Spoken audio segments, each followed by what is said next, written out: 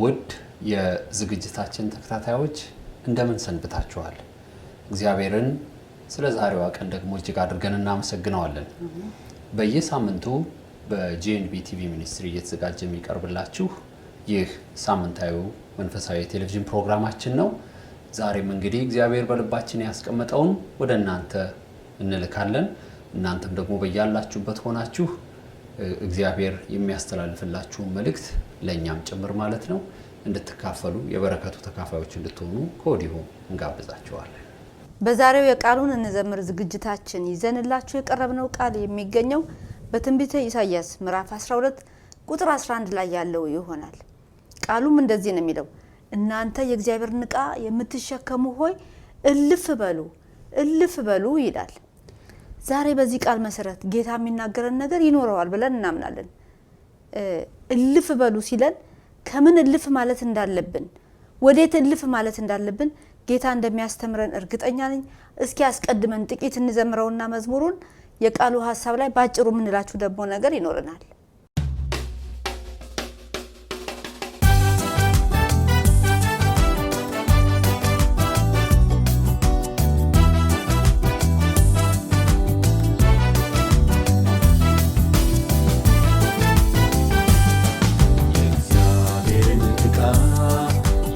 የምትሸከሙ እልፍ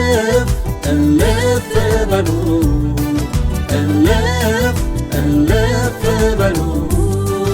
እግዚአብሔርን ዕቃ የምትሸከሙ እልፍ በሉ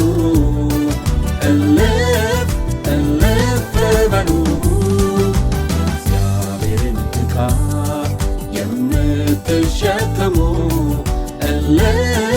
እልፍ በሉ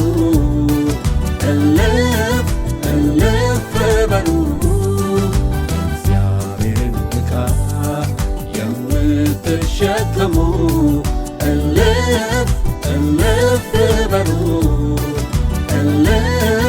እልፍ በሉ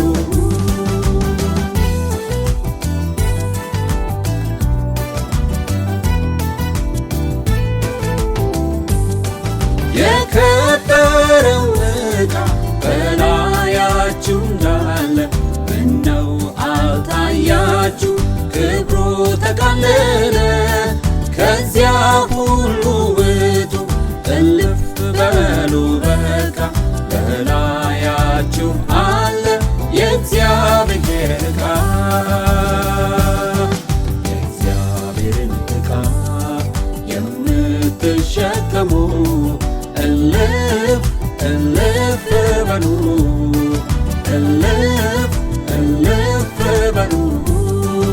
እግዚአብሔርን ዕቃ የምትሸከሙ እልፍ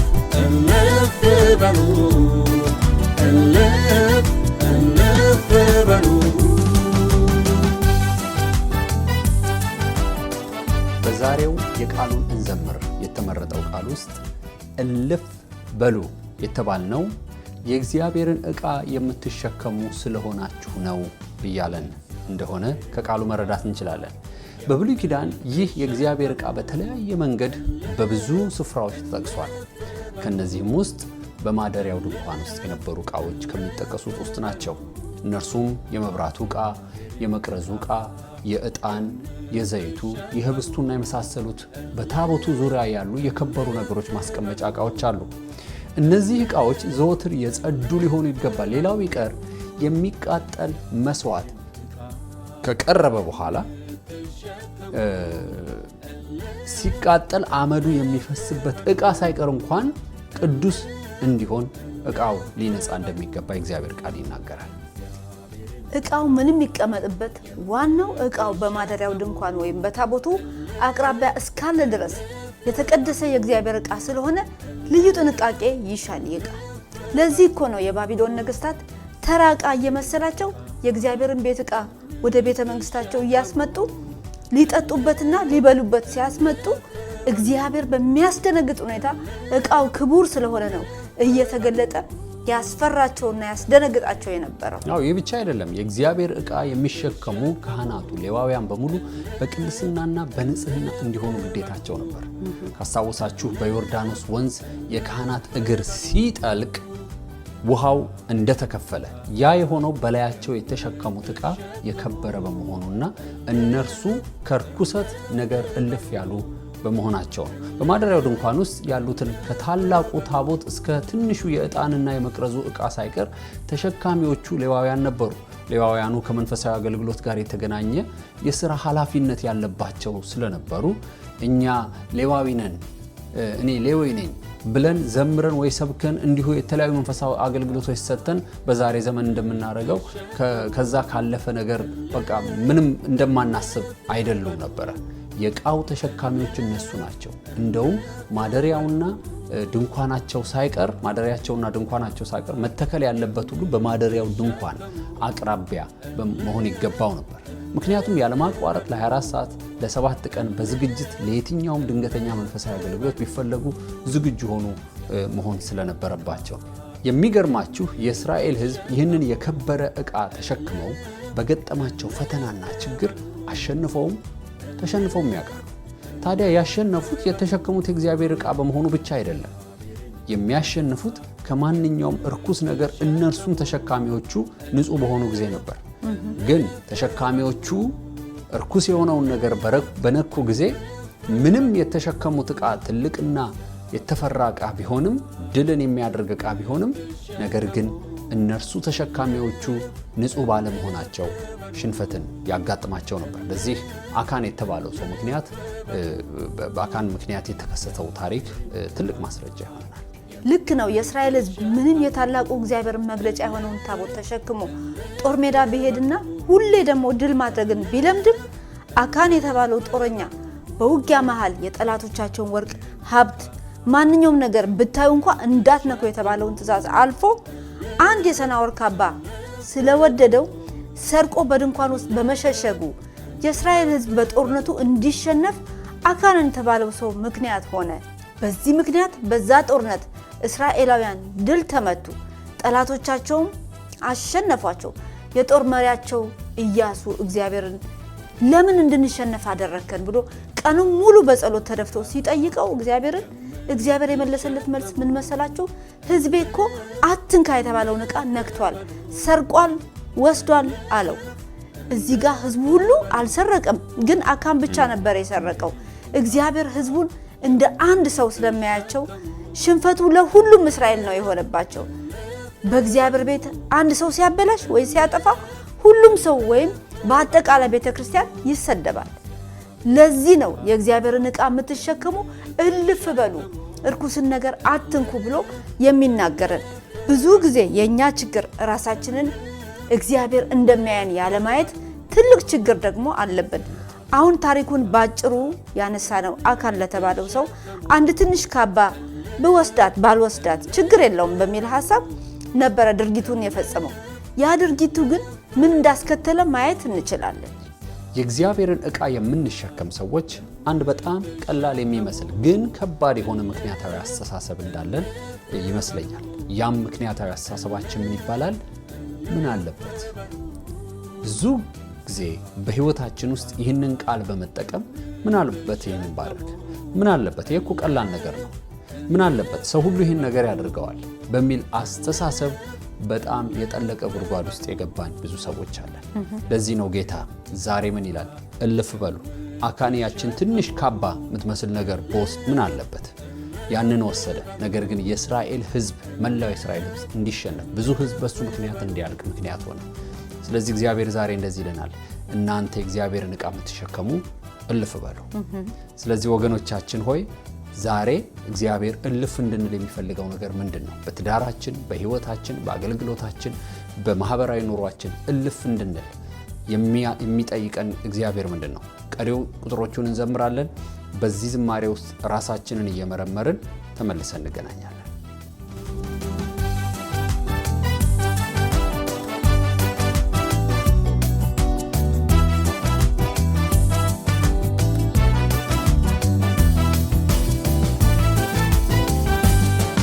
የእግዚአብሔርን ዕቃ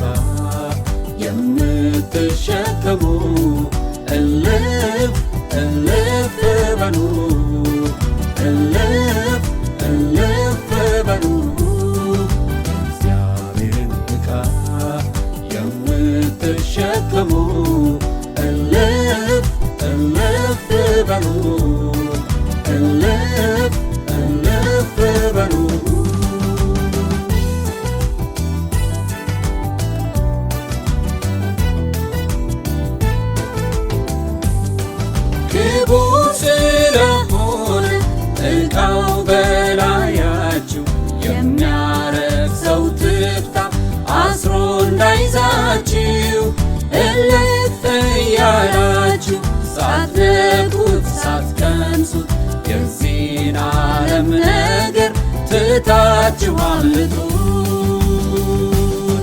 የእግዚአብሔርን ዕቃ የምትሸከሙ እልፍ እልፍ በሉ፣ እልፍ እልፍ በሉ።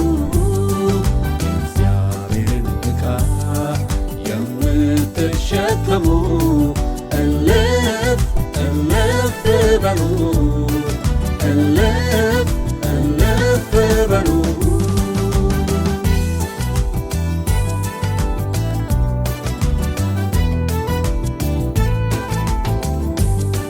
የእግዚአብሔር ክብር በርቶ በላያችሁ፣ የመንፈስ ቅዱስም ማደሪያ ሆናችሁ፣ ለክብር ጠርቷችሁ ውርደት አትፈልጉ።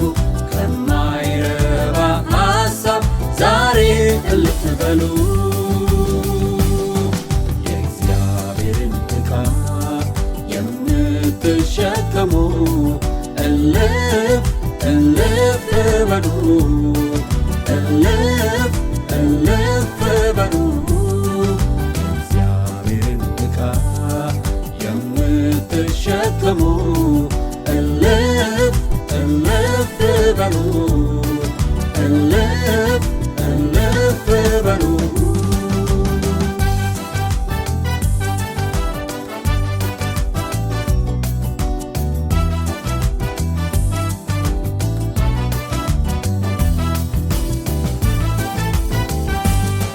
ጌታችን ቅዱስ ነው፣ ንጹሕ ነገር ይሻል። እንድትጸዱለት ደሙን ሰጥቷችኋል። ከኃጢአት ከርኩሰት እልፍ እንድትሉ ሁልጊዜ በደሙ ንጹሐኖች ሁኑ። የእግዚአብሔርን ዕቃ የምትሸከሙ እልፍ እልፍ በሉ፣ እልፍ እልፍ በሉ።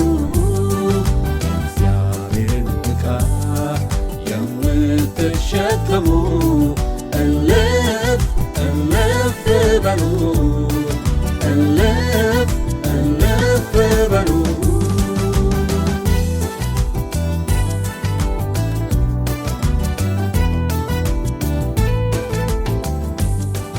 ዛሬ ከምንድን ነው እልፍ ማለት የሚገባን?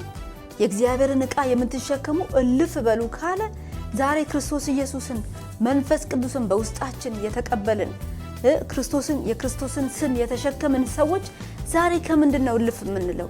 ምክንያቱም ኢየሱስ ክርስቶስ ንጹሐን አድርጎናል፣ በደሙ አንጽቶናል። የነጻንበትን ይህንን ደም የምናረክስበት ምንም ነገር እንዲኖረን አይፈልግም። ለምንድን ነው ዋጋ የከፈለልን? ለምንድን ነው ደሙን ያፈሰሰልን? እንድንነጻ ነው። የነጻን ሰዎች መልሰን አሳማ ነው ብዙ ጊዜ ቆሻሻ ውስጥ ታጥቦ የሚንቦጫረቅና እዛው የሚልኮሰኮስ። እኛ ግን ክርስቶስ ኢየሱስን የምንመስል ሰዎች ታጥበን እንደዚህ እንደ አሳማ የማይገባ ምሳሌ ልናሳይ አይገባንም። ኢየሱስ ክርስቶስ ያነጻን ሰዎች ከምንድን ነው ዛሬ እልፍ ማለት ያለብን? ከምንድን ነው መንጻት ያለብን? ከምንድን ነው ራሳችንን መጠየቅ ያለብን? ህሊናችንን የሚያረክስ፣ ኑሯችንን የሚያቆሽሽ፣ ንግግራችንን የሚያረክስ፣ ኑሯችንን፣ አመለካከታችንን፣ ከሰው ጋር ያለንን ነገር የሚያረክስና የሚያቆሽሽ፣ ከእግዚአብሔር ጋር ያለንን ነገር ሁሉ የሚያበላሽ የሚያረክሰው ነገር ከፈለጋችሁ በጣም ብዙ ነው ያለው በዙሪያችሁ። ነገር ግን በጣም ንቆች ሆነን ከዚህ ከሚያረክሰን ነገር ለመሸሽ እልፍ ለማለት ልክ የሚያረክስ ነገር እንድንናገር በአንደበታችን እንድንስት የሚያደርገን ሲመጣ ስንሰማው ገና ሊያረክሰን እንደሆነ ስናውቅ ወዲያውኑ እልፍ ማለት አለብን። ምክንያቱም የተሸከመው ስም አለ፣ ይሄ ክቡር ስም አለ፣ የጌታ ኢየሱስ ስም አለ፣ የመንፈስ ቅዱስ ኃይል አለ። ይሄንን የሚያረክስ ነገር እንደሚመጣ ሁሉ ጊዜ በየዕለቱ ጠብቁ አለ። ነገር ግን እንዳያረክሰን እልፍ ማለት አለብን። እንዳያቆሽሸን እልፍ ማለት አለብን። ውስጣችንን እንዳይቆሽሽ ደግሞ የፈሰሰልን ደም አለ። በዚህ ደም በየዕለቱ ልንነጻ ልንቀደስና ሕያው ሆነን ይህንን ዕቃ ስለምንሸከም ይህንን ክቡር ስም ስለምንሸከም በየዕለቱ እንድንቀደስ ይፈልጋል። የፈሰሰልን ደምም ለዚህ ነው፣ ሊያነጻን ነው እንጂ በርኩሰታችን እንድንቀጥል አይፈልግም። በተለይ የእግዚአብሔርን ስም የተሸከምን አገልጋዮች የሆንን ሁሉ ጊዜ የሚያረክሰን ነገር ሲመጣ ሊያቆሽሸን ያለ ነገር ሲመጣ የምንነጻበት ደም ተሰጥቶናል። ይሄን ስም ልንጠቀምበት የፈሰሰልን ደም ልንነጻበት በእጃችን ተሰጥቶናል። ስለዚህ እልፍ እንድንል በመንጻት እልፍ እንድንል ንጹሃን እንድንሆን አትንኩ ከተባለ አትንኩ ነው። ስለዚህ እንዳንነካ እንድንጠነቀቅ ይፈልጋል። በዚህ ነገር ላይ ጠንካሮችና ኃይለኞች ልንሆን ይገባናል። ምክንያቱስ አቅም ተሰጥቶናል። አሁን ዘመኑ የመንፈስ ቅዱስ ነው። መንፈስ ቅዱስ ሊረዳን እስከ ዓለም ፍጻሜ ድረስ ከኛ ጋር ሆኖ ሊያግዘን አጠገባችን ነው። ስለዚህ እኔ ሄዳለሁ መንፈስ ቅዱስ ግን ከናንተ ጋር እስከ መጨረሻ ይሆናል ብሎ ኢየሱስ ካለን ሊረዳን ነው። በዚህ ክፉ ዘመን በዚህ በሚያረክስ ዘመን ሊያግዘን ነው። ስለዚህ ለምንም አንጠቀምበትም? ለምን በዚህ ስምና በዚህ ኃይል ውስጣችንን አንጠብቅም? ስለዚህ እልፍ ማለት ካለብን እኔ ካልዘረዘርኳቸው ነገሮች በሙሉ እናንተ ያስቸግራችሁም እንደሆን ታውቁታላችሁ። እልፍ በሉ። አእምሯችሁን፣ ጆሮአችሁን፣ ልቦናችሁን፣ አንደበታችሁን ለማርከስ የሚመጣውን ነገር ልክ ስትለዩት ያኔውኑ እልፍ በሉ። እልፍ የምንልበት አቅም ስላለ በዚህ ዘመን ካልተጠቀምንበት ይሄ መንፈስ ከንቱ አደረግነው ማለት ነው። ይሄን መንፈስ እንዲረዳን አጠገባችን ሆኖ ካልሰራንበት ካልተጠቀምንበት ከንቱ ነገር አደረግነው አቀለልነው ማለት ነው። ስለዚህ ልንጠቀምበትና እልፍ ልንልበት አቅማችን ብርቱ የሆነ አቅማችንን ሊያበረታ የሚችል ኃይል ስላለ ከኛ ጋር ያለው መንፈስ እያሰባችሁ እልፍ በሉ ወገኖቼ። እኛም ይሄንን ነው በውስጣችን እየለመንን ያለው። እኛ ስለበቃን አይደለም፣ እኛ እልፍ ብለን ስለጨረስን አይደለም። እኛም እንደናንተ እልፍ ለማለት የምንታገል ሰዎች ነን። ስለዚህ በዚህ እንድትበረታቱ እልፍ ማለትን የሚሰጠውን አቅምን የሚጨምረውን እግዚአብሔርን ደግሞ በጸሎታችን እንጠይቀዋለን። ምናልባት በዚህ ላይ የምትጨምርበትም ነገር ካለ ትጨምርልናል። ይህ ያለንበት ዘመን ብዙ ነገሮችን መለየት የሚያቅተን ወይም ያቃተን ዘመን ላይ ነው የምንገኘው። ዛሬ እኛ የለበስነው ልብስ ጥቁርና ነጭ ቀለም ነው ያለው። በዚህ በጥቁርና በነጭ ቀለም ልብሳችን ላይ የተደባለቀ ሌላ ቀለም የለም። ዛሬ ኃጢአትን ከጽድቅ፣ እውነትን ከውሸት፣ ትክክል የሆነውን ትክክል ካልሆነው ነገር መለየት የተሳነን ዘመን ላይ ነን ያለነው። ስለዚህ የእግዚአብሔር ቃል መፍትሄ ዛሬ እየሰጠን ነው። እልፍ እንበል ከርኩሰት፣ እኛን ሊያረክስ ከሚችል ወሬ፣ እኛን ሊያረክስ ከሚችል ስሜት፣ እኛን ሊያረክስ ከሚችል ማንኛውም ክፉ ነገር እልፍ እንበል። በየትኛውም ነገራችን በስራ ሊሆን ይችላል፣ በንግድ ሊሆን ይችላል፣ በትዳር ሊሆን ይችላል፣ በየትኛውም አቅጣጫ በአገልግሎት ውስጥ ሊሆን ይችላል። እልፍ ካላለን በዚያ ስፍራ ከቆየን የሚፈጠርብን ነገር አለ። በመጽሐፍ ቅዱሳችን ውስጥ ብዙ የእግዚአብሔር ሰዎች እልፍ በማለታቸው ነገርን ትተው በመሄዳቸው ብዙ ድልን አግኝተዋል። ስለዚህ በሕይወታችን ልናደርገው ከሚገባን ነገር አንዱ እልፍ ማለት ነው። ምናልባት ክፉ የሆነ ከባልንጀራ ጋር ክፉ የሆነ ወሬ፣ ክፉ የሆነ ጨዋታ፣ ክፉ የሆነ ሐሜት ተጀምሮ ሊሆን ይችላል። እልፍ ብለን እንሄድ። በዚህ እንለማመደው። የእግዚአብሔርን ቃል በዚህ ስንለማመደው ኤክሰርሳይዝ ስናደርገው በሕይወታችን ውስጥ ትልቅ ትርጉም ይኖረዋል። ጥቂት ነገርን እልፍ በማለት ትላልቅ ነገሮችን ማለፍ እንችላለን። የእግዚአብሔር ሰው የአብርሃም ልጅ ይስሐቅ ጉድጓድን በቆፈረ ጊዜ እየመጡ የዛ አገር ሰዎች የኛ ነው እያሉ ይከራከሩት ነበር።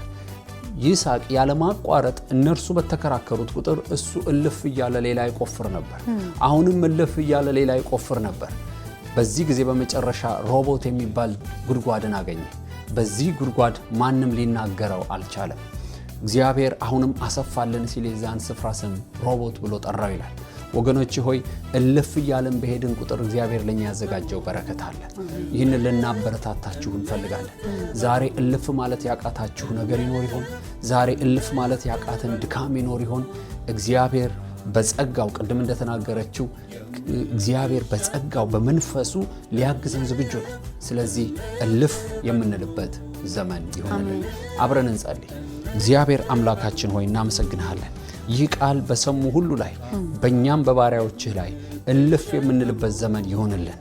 ከርኩሰት፣ አንተ ከማትፈልገው አንተ ከማትወደው ነገር እልፍ የምንልበት ዘመን ይሆንልን። እግዚአብሔር ሆይ ዛሬ ብዙዎቻችን ታስረን ምርኮኛ ሆነን ከተያዝንበት ከተለያየ ድካም ጌታ ሆይ የመንፈስ ጉልበት መጥቶ እልፍ እንዲያደርገን እንጸልያለን። እግዚአብሔር ሆይ እልፍ ማለት ጥቂት እርምጃ ሊሆን ይችላል። ጥቂት እንቅስቃሴ ሊሆን ይችላል። በጥቂት እንቅስቃሴ እግዚአብሔር ሆይ ብዙ ነገር ይተርፋል። ዛሬ እግዚአብሔር ሆይ መትረፍ አቅቶን እዛው ባለንበት ተተክለን እግዚአብሔር ሆይ ቆመናል፣ ግን የወደቅን ብዙ ሰዎች ነን። በኢየሱስ ስም ዛሬ የሚያነሳን የሚያንቀሳቅሰን ጌታ ሆይ መንፈስ እንዲመጣ እንጸልያለን። ሕያዋንን እንንቀሳቀስም አለን ተብሎ በቃል እንደተጻፈ በጌታ በኢየሱስ ክርስቶስ ስም ይህን እንድታረግልን እንጸልያለን። እልፍ የምንልበት ዘመን ይሁንልን በኢየሱስ ስም እግዚአብሔርን ዕቃ የምትሸከሙ እልፍ እልፍ በሉ እልፍ እልፍ በሉ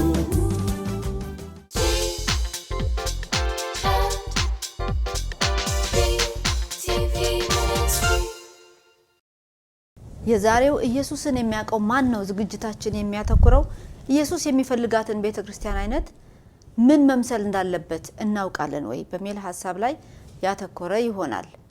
ባለፈው ሳምንት የቤተክርስቲያን መሰረት የሆነው ኢየሱስን እናውቀዋለን ወይ ብለን ተነጋግረን ነበር። ዛሬ ደግሞ ይህ መሰረቷ የሆነው ኢየሱስ ቤተክርስቲያኑ ምን አይነት ቤተክርስቲያን እንድትሆንለት እንደሚፈልግ እናውቃለን ወይ ብለን የምንነጋገረው ይሆናል ማለት ነው። መቼስ ወላጆች ልጆቻቸውን በእድገታቸውና በወደፊት ማንነታቸው እንዲመስሉልን የምንፈልገው ብዙ ነገር አለ። አንዳንዱ እኛ መሆን ወይም እኛ ልንደርስበት ያልቻልነው ማንነት ላይ ልጆቻችን እንዲደርሱ እንፈልጋለን። ለምሳሌ የሕክምና ባለሙያ መሆን ፈልገን ሳይሳካልን ከቀረ ያንን ማንነት ልጆቻችን እንዲሆኑልን እንፈልግ ይሆናል። አንዳንድ ጊዜ ደግሞ እኛ የደረስንበት ማንነት ሆኖ ግን እኛ ከኛ በላይ በዛ ማንነት ላይ እንዲደርሱ የተቻለንን ሁሉ በማድረግ ወደዛ ማንነት እንዲደርሱ እንሞክራለን ወይም እንጥራለን። ለዛም ብዙ ዋጋ ነው የምንከፍለው። ታዲያ ኢየሱስ ያለምንም ምክንያት አይደለም ለቤተ ክርስቲያን ያንን ሁሉ የመስቀል ዋጋን የከፈለላት። እንድትሆንለት የሚፈልገው ምክንያት አለው። እዚህ ላይ ጠለቅ ወዳለው ሐሳብ ከመግባታችን በፊት አሁን ባነሳው ምሳሌ ማለትም እኛ ልጆቻችን እንዲደርሱልን የምንፈልገው ስፍራ እንዲደርሱልን ከሚያደርጉልን ነገሮች አንዱ እንደ ምሳሌ አድርጌ እንኳን ብናገረው ደስ የሚለኝ ምን መሰላችሁ? ትምህርት ቤት አንዱ ለልጆቻችን የወደፊት አቅጣጫ መስመር የሚያስይዝልን ተቋም ነው ብለን እናምናለን። ታዲያ ልጆቻችን ላይ ዕውቀትን የሚያስጨብጧቸው አስተማሪዎች፣ አብረዋቸው የሚማሩትን ተማሪዎች የትምህርቱን ጥራት ሁሉ ሳይቀር በሚገባ ምን አይነት እንደሆነ ሳናረጋግጥ ዝም ብለን ትምህርት ቤት ውስጥ አናስገባቸው።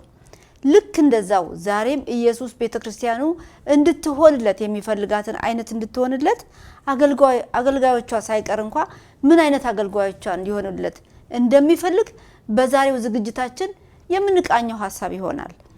ስለዚህም በዛሬው ዝግጅታችን በዋናነት የምናተኩረው አንደኛ ኢየሱስ ብዙ ዋጋ ከፍሎ መሰረት የሆነላት ቤተክርስቲያኑ ምን አይነት እንድትሆንለት ፈልጎ ነው የሚለውን አስቀድመን እናያለን። ከዛም በሁለተኛ መልእክታችን ቤተክርስቲያኑ እንድትሆንለት የሚፈልገውን አይነት እንድትሆን እንዲያገለግሏት የጠራቸው አገልጋዮቿ እንዴት እንዲያገለግሏት ይፈልጋል የሚለውንና እንደሚፈልገው ባያገለግሏትስ ምንድነው የሚሆንባቸው የሚለውን ሐሳብ አጠንክረን እንመለከተዋለን። ጥሩ እንግዲህ በዋናነት ወደምናነሳቸው ነጥቦች እንግባ። ባለፈው ሳምንት ኢየሱስ የቤተ ክርስቲያን መሰረት ነው ብለናል። በዚህ በብዙ ዋጋ በወጣለት ታላቅ መሰረት ላይ ምን አይነት ህንፃ ነው መገንባት ያለበት ብለን ልንጠይቅ ይገባል። ምክንያቱም መሰረት እላዩ ላይ የሚታነጽ ነገር ከሌለ ዝም ብሎ መሰረት ነው የሚሆነው። በአገራችን አንዳንድ ሰዎች ህንፃ ለመስራት ቤት ለመስራት መሰረት ይሰራሉ። መሰረቱን ካወጡ በኋላ መጨረስ አቅቷቸው ይተውታል። በዚህ ጊዜ ሳር ይበቅልበታል፣ ምን ይበቅልበታል፣ የሰፈር ሰው መጫወቻ ይሆናል ወይ በቃ ዝም ብሎ ነገር ተራ ነገር ይሆናል።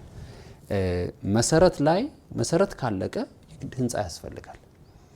ክርስቶስ የቤተክርስቲያን መሰረት ነው ካለን በክርስቶስ ቤተክርስቲያን ላይ የምናንጽ ደግሞ አገልጋዮች አለን፣ አማኞች አለን። ስለዚህ ምን አይነት ህንፃ ነው ግን የሚገነባው ብለን ልንጠይቅ ይገባል። በዚች ምድር ላይ የትኛውንም ህንፃ ከመገንባታችን በፊት ሁላችንም መሰረቱን አስቀድመን የማነጽ ግዴታ አለብን። ታዲያ ገና በመሰረት ስራ ላይ ያለውን ህንጻችንን አላፊ አግዳሚው ሲመለከተው ምን አይነት ህንጻ ይሆን የሚገነባው ብሎ መጠየቁ አይቀርም። እንደውም በሁላችን ዘንድ እንደሚታወቀው ለአንድ ህንጻ ከፍተኛ ወጪ የሚጠይቀው የመሰረት ስራው እንደሆነ ይታወቃል። ታዲያ ያ ሁሉ ዋጋ የፈጀው መሰረት ላይ የሚታነጸው ህንጻ ያማረ እንደሚሆን ይገመታል። እንደውም በሀገራችን ምን ያደርጋሉ?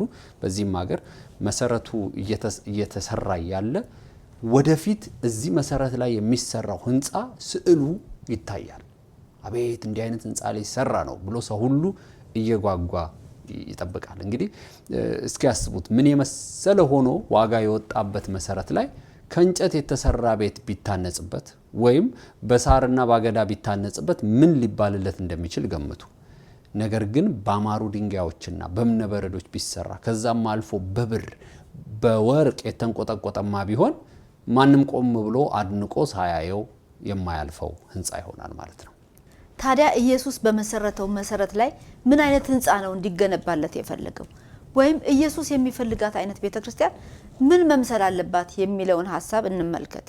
የመጀመሪያው ኢየሱስ እንድትሆንለት የሚፈልጋት ቤተክርስቲያን የምስራቹን ወንጌል የምትሰብክና የእግዚአብሔር መንግስት በምድር ላይ የምታስፋፋ እንዲሁም የጠፉትን የምትፈልግ ይህንን የሰላምን ወንጌል በድፍረት የምትሰብከውን ቤተክርስቲያን ነው ኢየሱስ የሚፈልገው። ከዚህ ዓላማ ውጪ የቤተክርስቲያን ዓላማ በምድር ላይ ሊኖር አይገባው።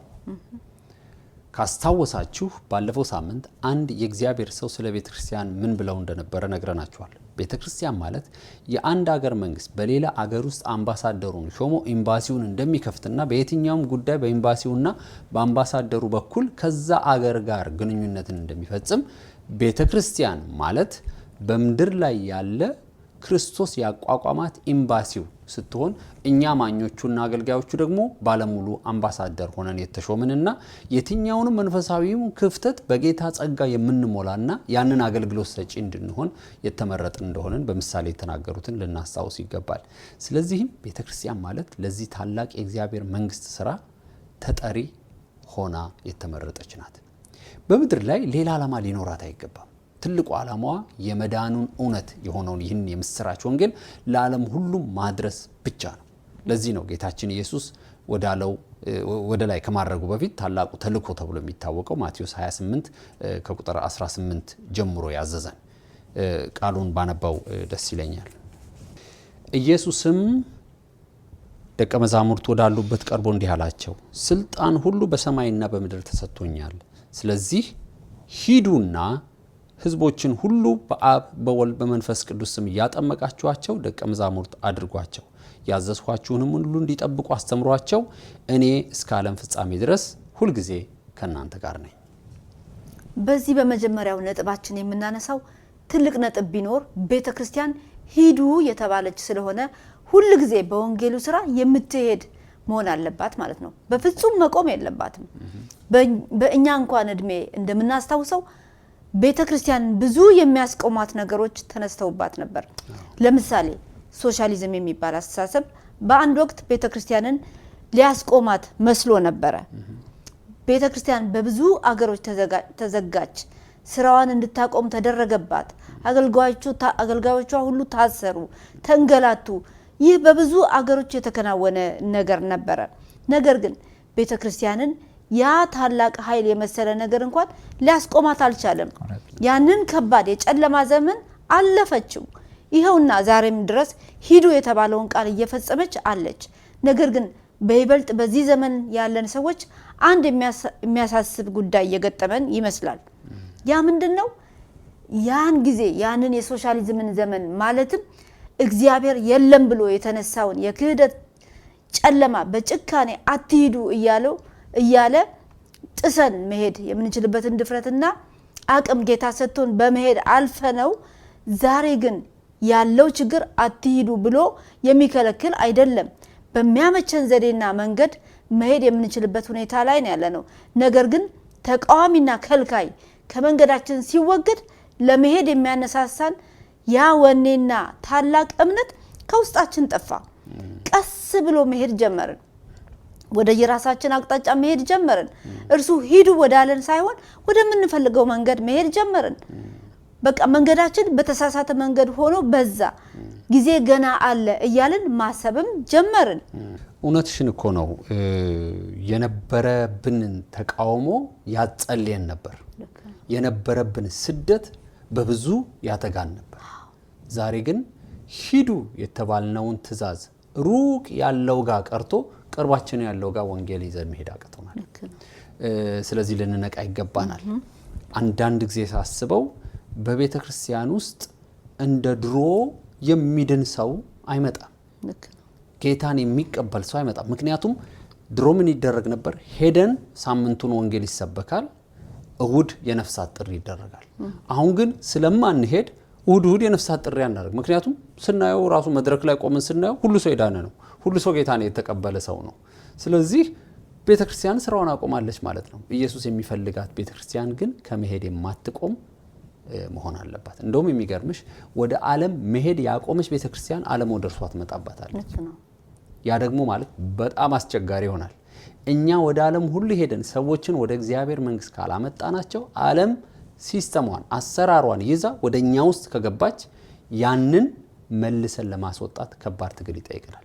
አንዳንድ ጊዜ ስታዩ እንደውም አሁን በቤተክርስቲያን ውስጥ ብዙ ዓለማዊ የሆነ ሲስተም፣ የዓለም ሲስተም፣ የዚህ ዓለም ጥበብ፣ የዚህ ዓለም አሰራር፣ የሰው ዕውቀት፣ የሰው ነገር የበዛባት ምክንያቱም አልሄድንም። ሄደን በጽድቅ በወንጌል ማርከን ሰዎችን አላመጣንም። ስለዚህ ሰዎች ከነማንነታቸው ከነ ዓለማዊ አስተሳሰባቸው ሳይለወጡ ወደ ቤተክርስቲያን ይመጣሉ። ስለዚህ ነው ጌታችን አስቀድሞ ሂዱ ብሎ ያዘዘን፣ እንድንቀድማት ስለፈለገ ይመስለኛል። ትክክል ነህ። ሂዱ ሲለን እኮ ሄደን ከዛ ከጨለማ ውስጥ አውጥተን ወደ ብርሃን እንድናመጣቸው፣ ከታሰሩበት እስራት አውጥተን ወደ መፈታት እንድናመጣቸው ነበረ። ነገር ግን የታሰረ ማንነታቸውን ይዘው ሲመጡ፣ የጨለማ አመለካከታቸውን ይዘው ሲመጡ ጨለማ የሆነ ነገር ቤተክርስቲያን ውስጥ ይገባል። ምክንያቱም ሄደን ፈተን እንድናመጣቸው ነው። አሁን ግን እስራት የሆነ ነገር ቤተክርስቲያን ውስጥ ይታያል። ሁለተኛው ደግሞ ኢየሱስ የሚፈልጋት ቤተክርስቲያን ሕያው የሆነች ቤተክርስቲያንን ነው። በድን ሰው እኮ አይንቀሳቀስም። ሕያው ሰው ብቻ ነው የሚንቀሳቀሰው። በሐዋርያት ሥራ ምዕራፍ 17:28 ላይ በእርሱ ሕያዋን ነንና እንንቀሳቀሳለን እንኖርማለን ይላል። ቤተክርስቲያን ሁልጊዜ ሕያው ሆና የምትንቀሳቀስ ልትሆን ይገባታል። በየትኛውም አቅጣጫ ሕያውነታችን ሊታይ ይገባል። ሕይወት ያለው ነገር በሙሉ ይተነፍሳል፣ ይንቀሳቀሳል፣ ይኖራል። እኛም መኖራችን መንቀሳቀሳችን የሚታወቀው በሕያዋንነታችን ነው። ኢየሱስ ከሞት በትንሣኤው ሲነሳ መላእክቱ ያሉት ነገር ምንድነው? ሉቃስ 24:5 ላይ ሕያውን ከሙታን መካከል ስለምንድን ነው ትፈልጉታላችሁ? ተነስቷል እንጂ በዚህ የለም ብለዋቸዋል። ለቤተክርስቲያን መሰረት የሆናት ኢየሱስ ሕያው ነው። ስለዚህ ቤተክርስቲያኑም ሕያው እንድትሆንለት ነው እኮ የሚፈልገው። ሕያው ልትሆንለት ይገባታል። ያንን ሕያውነት የምንፈጥረው እኛ አይደለም። ሕያውነቱን በእኛ ውስጥ ያደረገው በመንፈስ ቅዱስ አማካኝነት ነው። ስለዚህ ቤተክርስቲያን የመንፈስ ቅዱስን ኃይል በየጊዜ በተለማመደች ቁጥር ሕያውነቷ እየጨመረ እየበራ ይሄዳል። ክርስቶስ እንድትሆንለት የሚፈልጋት የቤተክርስቲያን አይነት ሶስተኛው ነጥብ በፍቅሯ የምትታወቅና እርስ በርስ በፍቅር ዓለምን የምታሸንፍ ቤተክርስቲያን ሆና እንድትታይለት ይፈልጋል። በዮሐንስ ወንጌል ምዕራፍ 13 ከቁጥር 34 ጀምሮ እንደዚህ ይላል፣ አዲስ ትእዛዝ እሰጣችኋለሁ፣ ይኸውም እርስ በርሳችሁ እንድትዋደዱ ነው። እንግዲህ እኔ እንደወደድኋችሁ እናንተ እርስ በርሳችሁ ተዋደዱ። እርስ በርሳችሁ ብትዋደዱ ሰዎች ሁሉ የኔ ደቀ መዛሙርት እንደሆናችሁ በዚህ ያውቃሉ ይላል። ቤተክርስቲያን ልትታወቅበት ብቻ ሳይሆን በዚህ ማንነቷ በዓለም ላይ ተጽዕኖ ልታመጣ የምትችልበት ብቸኛ መንገዷ ፍቅር ነው። ኢየሱስ ራሱን የገለጠልን በዚህ ፍቅር በመሆኑ ሁላችንም እናውቃለን በዚህ መንገድ እንደሆነና እርስ በርሳችን በፍቅር በመታየትና በመኖር ሰዎችን ያንን ፍቅር በእኛ ላይ በማየታቸው ታላቅ ተጽዕኖ ልናሳድርባቸው ስለምንችል ለቤተክርስቲያን ትልቅ ቁልፍ የሆነ ሌላ መገለጫዋ ደግሞ ፍቅር ነው። በክርስቶስ የተመሰረተውን እምነት ከየትኛውም የእምነት ተቋም የሚለየው ትልቁ መለያና ዋነኛው ነገር ፍቅር ነው። ኢየሱስ በመስቀል ላይ ያሳየን ይህንን ፍቅር ነው። በእርሱ ያየነውን ፍቅር እርስ በርሳችን ብንፈጽመውና ለሌሎችም ያንን ፍቅር ብናሳይ ብዙ ሳንደክም የብዙዎችን ሕይወት ልንማርክበት እንችላለን። አስተውላችሁ ወይም ሰምታችሁ ከሆነ በጣም ብዙ ሰዎች ናቸው ከአማኞች ሕይወት ውስጥ ፍቅርን በማየትና በማግኘት ወደ እግዚአብሔር መንግስት የተቀላቀሉ ለዚህ ብዙ ምስክሮች አሉን። ስለዚህም ደግሞ ያንን የፍቅር አይነት ልናበዛ ይገባናል። ኢየሱስ የሚፈልጋት ቤተክርስቲያን መለያዋ ወንጌሉን የምትሰብክ ህያው የሆነችና በፍቅር የምትመላለስ ብቻ ሳትሆን በአራተኛ ደረጃ ደግሞ የጌታዋ መመለስ የምትጠባበቅ ቤተክርስቲያን እንድትሆንለትም ይፈልጋል። ይህን የሚያጠናክርልን ከመጽሐፍ ቅዱሳችን አንደኛ ተሰሎንቄ ምዕራፍ 5 ከቁጥር 1 እስከ 7 ያለውን ክፍል አንተ ደግሞ እስቲ አንብብልን። እንደዚህ ይላል አንደኛ ተሰሎንቄ ምዕራፍ 5 ከቁጥር 1 ጀምሮ ወንድሞች ሆይ ስለ ዘመናት ስለ ወራት ልንጽፍላችሁ አያስፈልግም፣ ምክንያቱም ሌባ በሌሊት እንደሚመጣ የጌታም ቀን እንዲሁ እንደሚመጣ እናንተ ራሳችሁ በሚገባ ታውቃላችሁ። ሰዎች ሰላምና ደህንነት ነው ሲሉ ምጥ እርጉዝ ሴትን እንደሚይዛት እንዲሁ ጥፋት በድንገት ይመጣባቸዋል፣ ከቶም አያመልጡም። እናንተ ግን ወንድሞች ሆይ ይህ ቀን እንደ ሌባ ያስደነግጣችሁ ዘንድ በጨለማ ውስጥ አይደላችሁም፣ ሁላችሁም የብርሃን ልጆች የቀንም ልጆች ናችሁና። እኛ ከሌሊት ወይም ከጨለማ ወገን አይደለንም። እንግዲህ እንንቃ፣ ራሳችንን እንግዛ እንጂ እንደሚያንቀላፉት እንደሌሎች አንሆን። ይህ ቃል በይበልጥ በዚህ በመጨረሻው ዘመን ያለነውን ነቅተና ተጠንቅቀን የጌታችን መምጫ እንድንጠብቅ የሚያዘን ቃል ነው። ምክንያቱም ሌባ በድንገት እንደሚመጣ ምጥ እርጉዝን በድንገት እንደሚይዛት ኢየሱስ ክርስቶስ እንደዚሁ ነው የሚመጣው።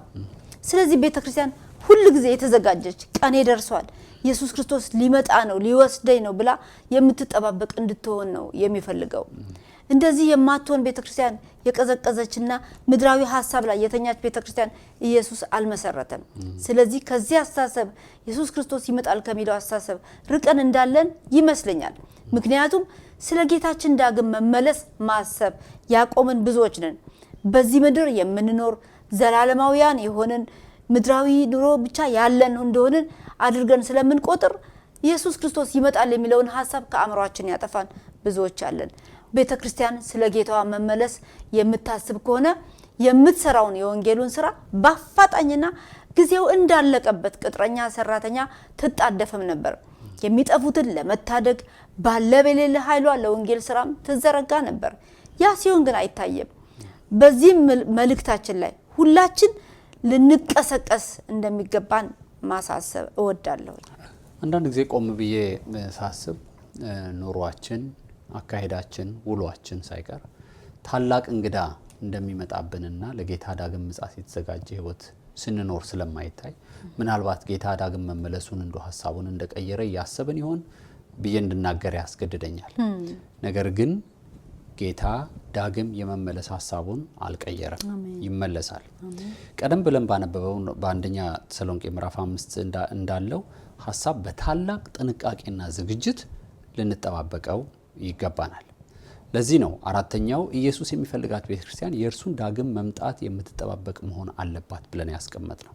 እርሱን መጠባበቅ ስትጀምር ሁሉ ጊዜ በተዘጋጀ መንፈስ ውስጥ ሆና ትኖራለች ማለት ነው። ይሄ እንግዲህ ስለ አንድ ቤተክርስቲያን አይደለም እየተናገረን ያለ፣ ስለኔና ስለናንተ ስለ እያንዳንዳችን ነው እየተነጋገርን ያለ ነው። ስለዚህ ሁሌ ኢየሱስን የሚጠብቅ ማንነት ባለበት ሁኔታ ውስጥ ስንሆን በእውነት ጌታ የሚፈልጋት ቤተክርስቲያን እንሆናለን ብለን እናስባለን። ነገሮቹ ከ4 ነጥብ በላይ ናቸው። እኛ በግል ስናጠናቸው ያዘጋጀናቸው ናቸው። በ4 ነጥብ አትወስኗቸው። እናንተም በግል እያጠናችሁ ልታሰፉት ትችላላችሁ። በመጀመሪያ ልናነሳው የፈለግነው ሐሳብ ለማጠቃለል ያህል ኢየሱስ እንድትሆንለት የሚፈልጋት ቤተክርስቲያን አንደኛ ወንጌሉን የምትናገርና የምትሰብክ የእግዚአብሔር መንግስት በዚህ ምድር ላይ የምታስፋፋ ዋናውን ተልኳን ያልሳተችን ሆና ሊያያትም ይፈልጋል። ስለዚህ ቤተክርስቲያን ሁሉ ጊዜ የምትቀመጥ ሳትሆን የምትሄድ የምትሮጥ እንድትሆን ይፈልጋል። ሁለተኛው ኢየሱስ የሚፈልጋት ቤተክርስቲያን ሕያው የሆነች የምትንቀሳቀስ እንድትሆን ይፈልጋል። ስለዚህ ሕያው እንድንሆን ሁሉ ጊዜ ሕያውነቷን በመንፈስ ቅዱስ ኃይል የሚንቀሳቀስ ማንነት ያላት እንድትሆንለት ይፈልጋል። ሶስተኛ ደግሞ ኢየሱስ እንዲኖረው የሚፈልጋት ቤተክርስቲያን ይህንን ክፉ ዓለም በፍቅሯ የምታሸንፍን ቤተክርስቲያን ነው። እርሱ በመስቀሉ ፍቅር ዓለምን እንዳሸነፈ እኛም እርስ በርሳችን በመዋደድ በፍቅራችን ሌሎች እንዲያውቁም በማድረግ የብዙዎችን ሕይወት ለእርሱ እንድንማርክ ተጠርተናልና ኢየሱስ ሊያያት የሚፈልጋት ቤተክርስቲያን እርስ በርሷ የምትነካከሰዋን የምትከፋፈለዋን ሳይሆን በእርሱ ፍቅር የምትዋደደውን ቤተክርስቲያንን ነው። አራተኛው በመጨረሻ ያየነው ኢየሱስ የሚፈልጋት ቤተክርስቲያን የእርሱን ዳግም መመለስ የምትጠባበቅ ቤተክርስቲያን ነው።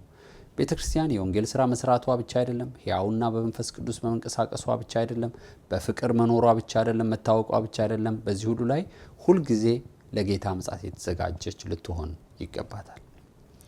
ይህን ያህል ኢየሱስ የሚፈልጋትን የቤተክርስቲያን ማንነት ካልን በቂ ይመስለኛል። ምክንያቱም እናንተም በግላችሁ ከዚህ የበለጠን ጥናት በማድረግ ለመሆኑ እኔ ምን አይነት ቤተክርስቲያን ሆኜ ለጌታዬ ልታይ ይገባኛል? እኔን ሲያየኝ ትክክለኛ ማንነት አለኝ ወይ? ቤተክርስቲያን ስንል ህንጻውን እንደማናስብ እርግጠኛ ነኝ፣ ወይም ሌላ ሰው እንደማናስብ። እያንዳንዳችን እኔና እናንተ ሁላችን የቤተክርስቲያኑ ክፍል ነን። ስለዚህ እኛ እያንዳንዳችን ምን አይነት ማንነት ኢየሱስ ይፈልግብናል? የተዘጋጀና ኢየሱስን የሚጠባበቅ ኢየሱስን የሚያሳይ ማንነት ካለን ያኔ የፊት መጨማደድ እንደሌለባት እርኩሰትና ኃጢአት የማይታይባት ቅድስት ቤተክርስቲያኑ ሆነን ስለምንገኝ በፊቱ የማያፍርብን ሆነንም ደግሞ እንገኛለን። ወደሚቀጥለው ሐሳባችን ማለትም እስካሁን የጠቀስናትን ቤተክርስቲያን እንድትሆንለት የሚያደርጓትን አገልጋዮቿን ስለነርሱ ከማውራታችን በፊት አንድ በቤተክርስቲያን ዙሪያ ያለው መልእክት ዝማሬ አለ። እሱን ብናቀርብ ጥሩ ነው። ይህ ዝማሬ የሚናገረው ስለ ቤተክርስቲያን አገልጋዮች ነው፣ እኛንም ጨምሮ። ዝማሬው በብዙ መንገድ የኛን ህይወት የነካ የብዙዎችንም ህይወት ያነጸ ነው። እናንተም ዛሬ እንደምትባረኩበት ተስፋ እናደርጋለን። ዝማሬውን እኛ በዜማ ብናቀርበውም መልእክቱ የኛ አይደለም። ኢየሱስ ቆሞ በፊታችን ስለ አገልጋዮች ምን ይላል በሚል ሐሳብ ውስጥ ሆነን መንፈስ ቅዱስ የሰጠን ዝማሬ ነው። ስለዚህ ኢየሱስ ቆሞ እንደሚዘምረው ቆሞ እንደሚናገረው አድርጋችሁ መልእክቱን እንድትቀበሉት እናበረታታችኋለን። ቤተክርስቲያኔ የኔ ናት ይለናል ኢየሱስ።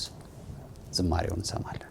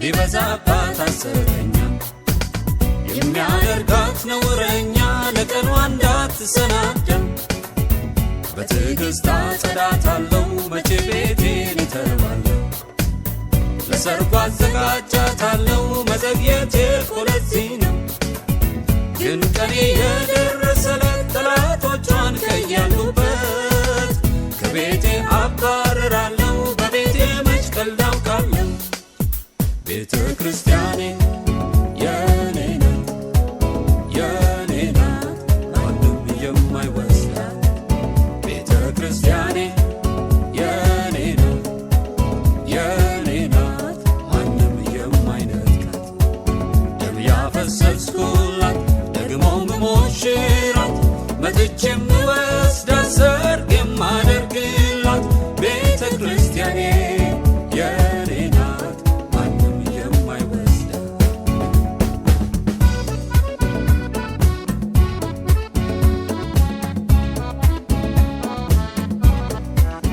አገልግሎት የሾምኳቸው ስራን ትተው ለራሳቸው ብቻ ሲኖሩ አይቼ ልብ ያዘነ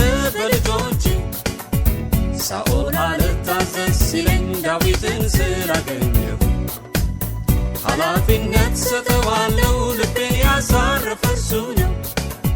ሳኦሎች አበቃላቸው መታዘዝ ስላቃታቸው፣ ዳዊቶች ግን ይሾማሉ ቤቴን እንዲያገለግሉ። ቤተ ክርስቲያኔ የኔ ናት የኔ ናት ማንም የማይወስዳት። ቤተ ክርስቲያኔ የኔ ናት የኔ ናት ማንም የማይነጥቃት። ደም ያፈሰስኩላት ደግሞ ምሞሽራት መጥቼ የምወስዳት ሰርግ የማደርግላት። ቤተ ክርስቲያኔ የኔ ናት ማንም የማይወስዳት።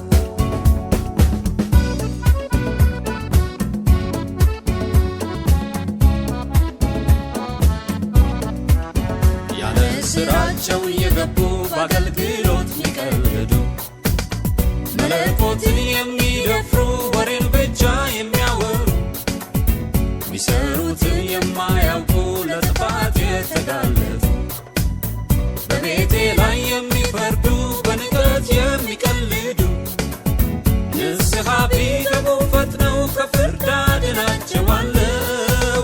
ግን ቢቀጥሉ በዚሁ እመጣለሁኝ በቅርቡ። ቤተ ክርስቲያኔ የኔ ናት የኔ ናት ማንም የማይወስዳት። ቤተ ክርስቲያኔ የኔ ናት የኔ ናት ማንም የማይነጥቃት። ደም ያፈሰስኩላት ደግሞ ምሞሽራት መጥቼ የምወስዳት ሰርግ የማደርግላት። ቤተ ክርስቲያኔ የኔ ናት ማንም የማይወስዳት።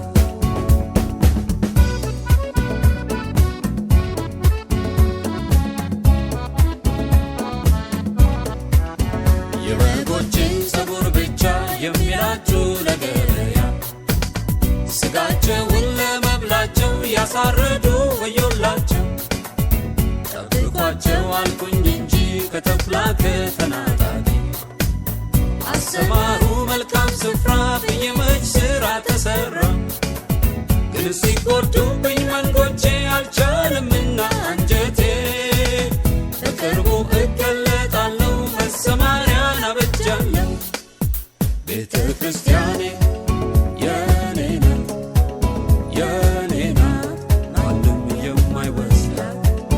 ቤተ ክርስቲያኔ የኔ ናት የኔ ናት ማንም የማይነጥቃት። ደም ያፈሰስኩላት ደግሞ ምሞሽራት መጥቼ የምወስዳት ሰርግ የማደርግላት። ቤተ ክርስቲያኔ የኔ ናት ማንም የማይወስዳት።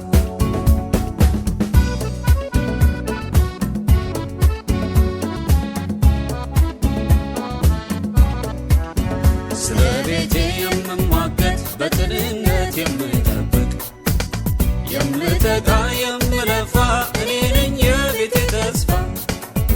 ቤቴን እያፈራረሰው የሚለፋ የሚመስለው ያ አይደለም መልካም ቅናት ሕዝቤን ወስዷል ወደ ጥፋት።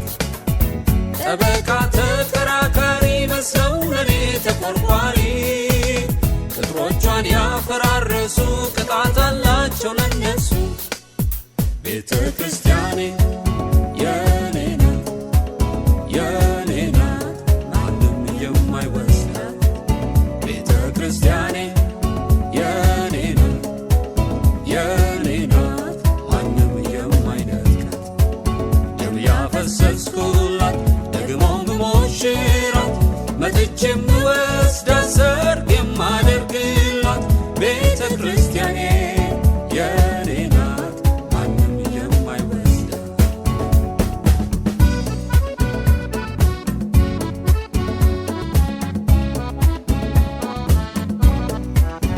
መቼ አስተማሩት ሕዝቤን እንዳዘዝኳቸው ትምህርቴ። ሕዝቤ ስቷል መረን ወጥቷል ወደ ስህተት ትምህርት ገብቷል። አስተምራችሁት ቢሆን መቼ ይተው ነበር ቤቱ። መንገድ ለራሱ ያበጀ ሕዝቤ ለጥፋት ነጎደ። ተመልክቼ ፈርቼ ዝም አልልም ለጥፋት ሕዝቤን አልተውም እቀባለሁ አስተማሪ የልቤን ምስጢር ነጋሪ ቤተ ክርስቲያኔ የኔ ናት የኔ ናት ማንም የማይወስዳት ቤተ ክርስቲያኔ የኔ ናት የኔ ናት ማንም የማይነጥቃት ደም ያፈሰስኩላት ደግሞ ምሞሽራት መጥቼ የምወስዳት ሰርግ የማደርግላት ቤተ ክርስቲያኔ የኔ ናት ማንም የማይወስዳት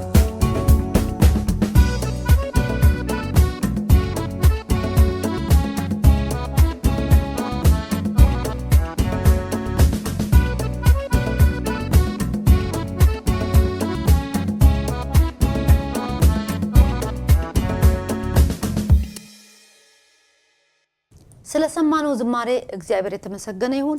ወገኖች ምን ያህል የጌታ መሆናችሁን እየተረዳችሁት ነው? እናንተ እኮ የማንም አይደላችሁም። እናንተ የሰው አይደላችሁም፣ የጌታ ናችሁ። ምክንያቱስ ኢየሱስ ክርስቶስ ደሙን በመስቀል ላይ አፍስሶ ዋጋ ከፍሎ የእርሱ ውጤት ሆናችሁ የተገዛችሁ ናችሁ። ስለዚህ ማንም ስለናንተ ምንም አላደረገላችሁም። በእውነት የጌታ ናችሁ። እርሱ ብቻ ነው የሰራላችሁ ይሄን ሁሉ። ስለዚህ ነገር እለት እለት ልታስቡና እኔ የማንም አይደለም የክርስቶስ ነኝ ልትሉ ያስፈልጋችኋል። ታዲያ በዚህ በብዙ ዋጋ በወጣለት ታላቅ የቤተ ክርስቲያን መሰረት ላይ ምን አይነት ህንፃ ነው መገንባት ያለበት ብለን ልንጠይቅ ይገባናል። ያንን ምላሽ የምናገኘው ባለፈው ሳምንት ያነሳነውን በአንደኛ ቆሮንቶስ ምዕራፍ 3 ከቁጥር 11 ጀምሮ ያለውን ቃል እንደ መንደርደሪያ በማንሳት ነው። ቃሉ እንደዚህ ይላል: አንድ ጊዜ ከተመሰረተው መሰረት በቀር ሌላ መሰረት መጣል የሚችል ማንም የለም። ይህም መሰረት ኢየሱስ ክርስቶስ ነው። ማንም በዚህ መሰረት ላይ በወርቅ ወይም በብር በከበረ ድንጋይ ወይም በእንጨት በሳር ወይም በአገዳ ቢያንጽ ስራው እንዴት እንደሆነ ይታያል። ምክንያቱም ያ ቀን ወደ ብርሃን ያመጣዋል።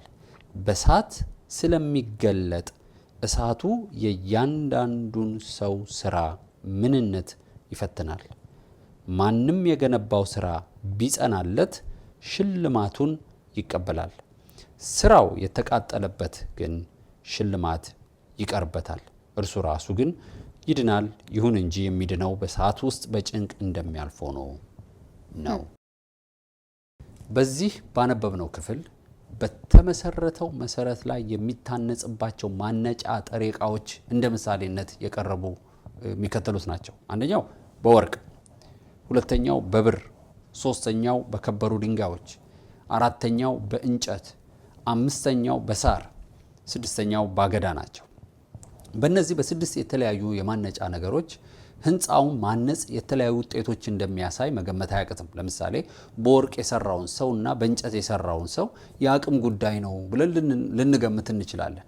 ይሄኛው አቅም ስላለው በወርቅ ሰራ፣ ይሄኛው አቅም ስላለው በእንጨት ሰራ ልንላቸው። ሌሎች ደግሞ አይ የአቅም ጉዳይ ሳይሆን የችሎታ ጉዳይ ነው ልንል እንችላለን። በወርቅም ታነጸ፣ በከበሩ ድንጋዮች፣ በሳርም ታነጸ፣ በአገዳ። ለዚህ ምክንያቱ የአቅም ጉዳይ ነው ይባል። የጊዜ ማነስ ዋናው ነገር፣ ለሁሉም መመዘኛ ደግሞ ተዘጋጅቶለታል። ያ መመዘኛ እሳት ይባላል። የሁሉም ሰው ስራ በእሳት እንደሚፈተን ቃሉ በግልጽ ነው የሚያስረዳን። አገልግሎት የመጨረሻው መመዘኛው ምን እንደሆነ ታውቃላችሁ? እሳት ነው። የእሳትን ፈተና ማለፍ የሚችል ደግሞ ማን እንደሆነ መቼስ ግልጽ ነው፣ እናውቀዋለን። ወርቅ ብቻ ነው። ስለዚህ የምናንጸውን ወይም የምናገለግለውን አገልግሎት ወርቅ አድርገን ካልሰራን ወይም ካላገለግለን በእሳት ሲፈተን ያን የስራችን ውጤት ደግሞ ምን እንደሚሆን ይለያል። በሳር በአገዳ መስራት የሚያስከትለው ጉዳትም መገመት አያቅተንም። ለመሆኑ ይህ በእሳት የሚፈተነው ሁኔታ እንዴትና መቼ ነው የሚለውን ሊያሳስበንም ይገባል ብዬ አስባለሁ። ምክንያቱም ብዙዎቻችን በሰው ለምንገመገመው ትኩረትና ትልቅ ግምት እንሰጣለን እንጂ በእግዚአብሔር ፊት ስለሚኖረን ተቀባይነት ብዙም ሲያሳስበን አይታይም። አሁን ያነሳሽው ሐሳብ የዘመናችን ትልቁ ችግር ነው። እግዚአብሔርን ከማስደሰት ይልቅ ሰዎችን ስናስደስት ነው የምንታየውና ሰው ምን ይለኛል የሚል ሐሳብ ማንነታችን ተቆጣጥሮት ነው የሚታየውና ለዚህ ነው ሰዎችን እስካስደሰተ ድረስ ለምን በሳር አይሆንም ብቻ ሰው ያስደስት እንጂ ያንን በመሰለ ብዙ ዋጋ በተከፈለበት መሰረት ላይ የሳር ቤት ልናንጽ እንችላለን። ለዚህ ነው መፈተኛው እሳት የተዘጋጀለት። የሁላችንም ስራ በእሳት ውስጥ ያልፋል። ያኔ እሳቱን ተቋቁሞ ያለፈ ስራ ብቻ ያሸልማል ማለት ነው። አሜን። ለመሆኑ በእያንዳንዷ ቀንና ሰዓት በእግዚአብሔር ቤት የምንሰጠው ማንኛውም አገልግሎታችን በተመሰረተው በክርስቶስ መሰረት ላይ የሚታነጽ ህንጻ እንደሆነ እናውቃለን። ይህ ማለት የመድረክ አገልግሎታችን ብቻ አይደለም፣ በጓዳ ያለንም በሰው የማይታየውም አገልግሎታችን ሁሉ ያጠቃልለዋል። ታዲያ እያንዳንዱ የምንሰጠው አገልግሎት በዛ ቀን በእሳት ሲፈተን የሰራነው በሳር ወይም ባገዳ እንደዚሁም በእንጨት ስራ ቢሆን እሳቱ ገና ሲያርፍበት እንደዛ ለፍቼ ያልነው አገልግሎታችን ይቃጠልብናል። ምናልባትም በከበረ ድንጋይ ከሰራን ወይም በብር እሱም ከመቃጠል አይቀርለትም። የእሳቱን ኃይል የሚቋቋምበት አቅሙ ረጅም አይደለምና ነው። ነገር ግን በወርቅ ብናነጽ የእሳቱን ፈተና በበቂ ሁኔታ ይወጣዋል። የምንፈተነው በሰው ሰራሽ እሳት ሳይሆን በልዑል አምላክ በእግዚአብሔር እሳት መሆኑ ታላቅ ነገሩን ደግሞ በጣም ታላቅ ያደርገዋል። ምናልባት አንዳንድ ሰዎች ከዚህ በኋላ ያለውን ዘመኔን ለማገለግለውና ለማነጸው ድርሻዬ በወርቅ ብቻ ማነጽ ፈልጋለሁ፣ ታዲያ እንዴት ነው የማነጸው? በወርቅስ ማነጽን በምን አውቃለሁ ብለው ሊጠይቁ ይችላሉ። ምላሹ ቀላል ነው። ለሰው ታይታና ለራሳችን ስሜት እንዲሁም ፍላጎት ማርኪያ አናገልግል። ልክ ነው። በተጨማሪም የትኛውንም አገልግሎት ጌታ ያየኛል፣ የሰራሁትን በእሳት የሚፈትነው ጌታ ፊት ነው አገልግሎት የሚገመገመው ብለን ዛሬን ልናገለግል ይገባል። ያኔ አገልግሎታችን መልኩ ሙሉ ለሙሉ ይለወጣል። ዘማሪው የሰው ልልታና ጎሽታ እየጠበቀ ከማገልገል ይተዋል። ነብይ የሆነው በሰው ዘንድ ተቀባይነትን ለማግኘት ብሎ የሰዎችን ምኞት ከመተንበይ ወጥቶ ጌታ ያለውን ዋጋ ቢያስከፍልም ይተነብያል። የቤተ ክርስቲያን እረኛ ሆኖ በጌታ የተሾመ ስለ መንጋዎቹ ራሱን የሚሰጥና ለጴጥሮስ የተሰጠውን ትእዛዝ በጎቹን ግልገሎቹን እያሰማራ ጠቦቶቹን እየጠበቀ ትጉህና ሙያተኛ ያልሆነ እረኛም ይሆናል። የወንጌል ሰባኪውን በቢሮ የሚቀመጥ ሳይሆን ውስጡ የሚጮኸውን የምስራቹን ወንጌል እየዞረ ያዳርሳል። በጸሎት የሚተጉትም እንደዚሁ የጠላትን ምሽግ በጌታ ጸጋ እያፈረሱ ለቤተ ክርስቲያን እንደ ጀርባ አጥንት ሆነውላት መንፈሳዊን ጦርነት ጌታ ስለነሱ መዋጋት ይጀምራል። በዚህ ጊዜ ቤተ ክርስቲያን መታነጽ ትጀምራለች። ስንቱን የአገልግሎት ዘርፍ አንስተን ስንቱን እንተዋዋለን። እግዚአብሔር ልዩ በሆነ ትጋት ሁላችንንም ያነቃቃል ብለን ከመናገር ውጪ ሌላ ምንም የምንለው ነገር የለም። እንግዲህ ወንገኖች ኢየሱስ ቤተክርስቲያን እንድትሆንለት የሚፈልጋትን እስካሁን ስናካፍላችሁ በነበረው መንገድና ከጊዜ ጥረት የተነሳ እኛ ሳንነካቸው የቀረናቸውን ግን በቃሉ ላይ የተጠቀሱትን እውነቶች በሙሉ ናቸው። ምናልባት እንደ ማጠቃለያ በልብሽ ውስጥ የተቀመጠውን በይበልጥ ስለ እኛ ስለ አገልጋዮች በልብሽ የተቀመጠ ሐሳብ ካለ እሱን ተናገሪና እንጨርስ። ለማጠናከር የምፈልገው ቤተክርስቲያን የክርስቶስ ኢየሱስ ናት። ቤተክርስቲያን የሰው አይደለችም። ስለዚህ እያንዳንዳችን ቤተክርስቲያኑ ነን። እያንዳንዳችን የምንሰራው ስራ ምን አይነት ስራ ሊሆን እንደሚገባ ያንን የመሰለ መሰረት ላይ በአገዳ ከሰራን እንደው መሰረቱ ብቻውን ነው ጸንቶ የቀረው እንጂ እኛ ዝም ብለን በቃ የሆነ ነገር ሲመጣ ሙቀት እንኳን ሲመጣ የሚቃጠል ማንነት እንዴ! ሙቀት እኮ እዚህ በመኖርበት ሀገር በተለይ በሎስ አንጀለስ የሙቀቱ ኃይል ዛፎቹን እንኳን እንዴት እንደሚያቃጥላቸው እናውቃለን። ሙቀት እንኳን ሲመጣ ወይም ውስጣችን የሚያቃጥል ነገር ሲመጣ የጥፋት ነገር ሲመጣ ባንድ የምንቃጠል ሰዎች እንሆናለን። ስለዚህ ቤተክርስቲያን ልትሆን የሚገባት ምን አይነት ቤተክርስቲያን ነው? መሰረቷ እንዲህ የጸና ያማረ መሰረት ሆኖ እኛ ደግሞ በወርቅና በከበረ ነገር የምንሰራ አካላቶቹ ስለሆንን ማንነታችን እንዳንረሳው ምን አይነት የቤተክርስቲያን አካል መሆን እንዳለብን እንድንዘነጋ ሁሉ ጊዜ ለክርስቶስ ምን አይነት ሊሆን ይገባኛል፣ ምን አይነት የቤተክርስቲያኑ አካል መሆን አለብኝ የሚለውን ከውስጣችን ማውጣት የለብንም። ምክንያቱም ምድራውያን አይደለንም፣ እኛ ለሰማያዊ የታጨን ሰዎች ነን። በሰማይ የተዘጋጀልን ቤት አለ። ይህንን እያሰብን እንድንተጋ ከሰራን ላይ ቀን በሚገባ እንድንሰራ ከኖርን ላይ ቀን እንድንኖር ማንነታችን ሲታይ ሌሎችን የሚማርክ በክርስቶስ ፍቅር የተሞላ እንዲሆን ልባችን በዚህ እንድናጠናክር አበረታታችኋለሁ። እግዚአብሔር ባርካችሁ። እንግዲህ የእግዚአብሔር ቃል በጣም አንድ የሚያስፈራኝ ቃል አለ ሁሉ ጊዜ የእግዚአብሔርን ስራ በቸልተኝነት የሚሰራ እርጉም ይሁን ይላል። ይሄ አንዳንድ ጊዜ ለካስ አናስበው በህይወታችን በአገልግሎታችን በጤንነታችን ሳይቀር እርግማንን ወደኛ የምናመጣበት አንዱ መንገድ ነው። የእግዚአብሔርን ስራ በቸልተኝነት መስራት መሰረቱ ቅድም እንዳልሽው ብዙ ዋጋ የተከፈለበት ነው። ኢየሱስ ነው መሰረቱ።